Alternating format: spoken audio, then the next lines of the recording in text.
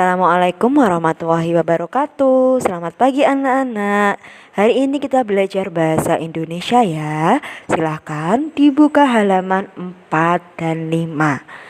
Di sini kita akan menemukan kata-kata baru dari teks ciri-ciri makhluk hidup.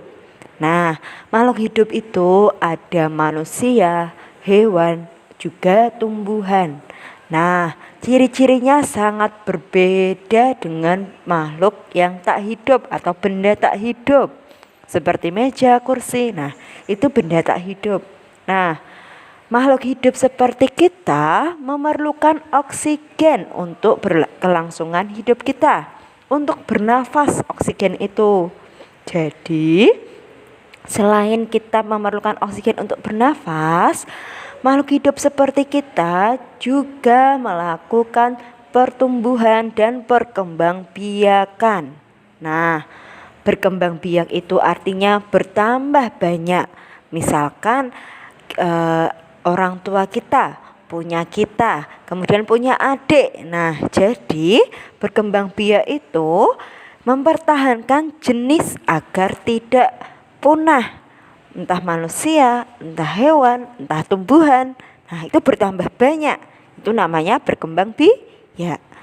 Selanjutnya adalah makhluk hidup itu bergerak. Nah, bergerak itu bermacam-macam.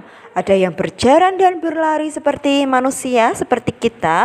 Ada juga yang berenang seperti ikan. Ada juga yang terbang seperti burung. Nah, selanjutnya mari kita buka halaman 8 bahasa Indonesia. Nah, di sini ciri-ciri makhluk hidup berkembang biak itu ada bermacam-macam. Ada yang bertelur atau ovipar. Nama lain bertelur itu ovipar. Kemudian ada yang melahirkan, vivipar. Nah, nama lain melahirkan itu vivipar, seperti sapi, kerbau. Nah, kalau ovipar yang bertelur itu seperti ayam. Nah, kemudian bertelur dan melahirkan atau ovovivipar. Nah, itu adalah perkembangbiakan hewan. Nah, kalau manusia hanya melahirkan. Kalau hewan tadi ada ovipar, vivipar, dan ovovivipar. Diingat-ingat ya. Kemudian untuk tumbuhan itu berkembang biaknya itu dengan biji, tunas, stek, okulasi, dan spora. Nah, biji, tunas, stek, okulasi, dan spora adalah perkembangbiakan tumbuhan. Diingat-ingat. Yang tadi hewan apa saja, tumbuhan apa saja ya. Nah, selain berkembang biak, tumbuh juga merupakan ciri-ciri dari makhluk hidup. Nah, tumbuh itu bisa menjadi lebih tinggi dan besar. Ada juga yang berubah bentuk dan ukuran. Nah, kalau menjadi lebih tinggi dan besar itu seperti kita manusia tumbuh. Jadi itu dulu kita bayi, kemudian balita, kemudian dewasa. Nah, kalau tumbuhan itu ada yang berubah bentuk dan ukuran saat tumbuh, seperti tanaman kacang hijau. Nah, yang tadi awalnya dari biji kacang hijau, kemudian berubah bentuk menjadi kecambah, kemudian tumbuh tinggi menjadi tanaman kacang hijau yang baru. Baik, paham ya mengenai perbedaan perkembangbiakan dan tumbuh. Baik, selanjutnya bahasa Indonesia kita buka halaman 11 bupenanya. Nah, di sini kita masih belajar kebutuhan makhluk hidup untuk tumbuh dan berkembang biak. Nah, makhluk hidup itu memerlukan udara, matahari, air, makanan, dan juga tempat tinggal.